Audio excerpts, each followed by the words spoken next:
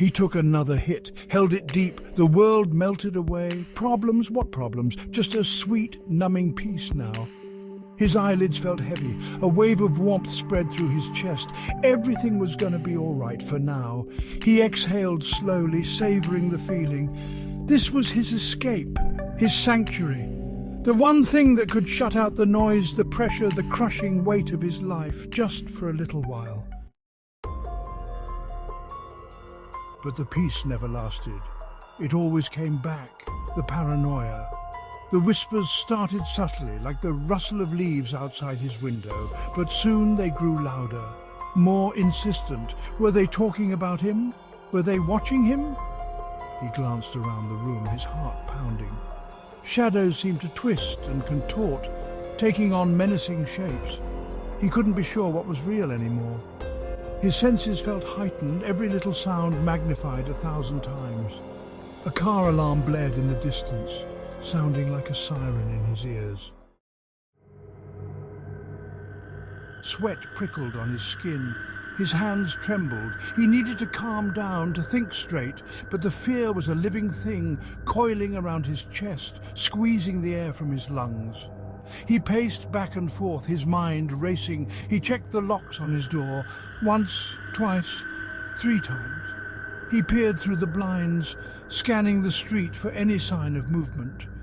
His reflection stared back at him, a stranger, gaunt and haunted. He didn't recognize himself anymore.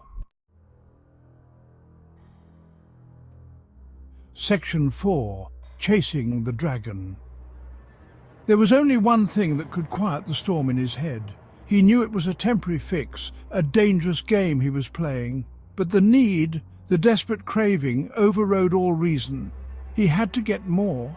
He dug through his pockets, his hands shaking so badly he could barely hold the lighter. He needed another hit, just one more. To feel safe again, to escape the monsters closing in. Section 5. The need consumes all. It started with a fight with his boss, the threat of losing his job.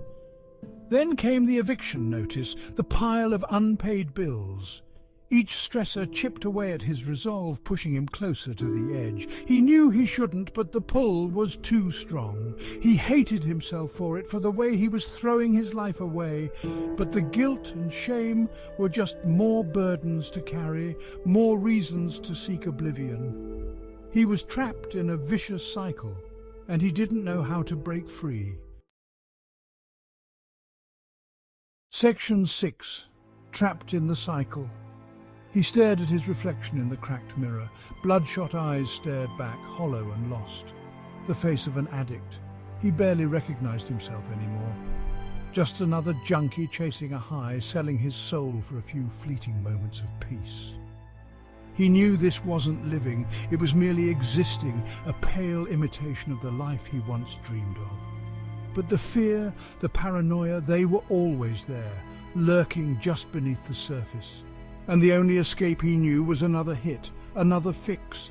He was trapped in a prison of his own making, and the bars were closing in.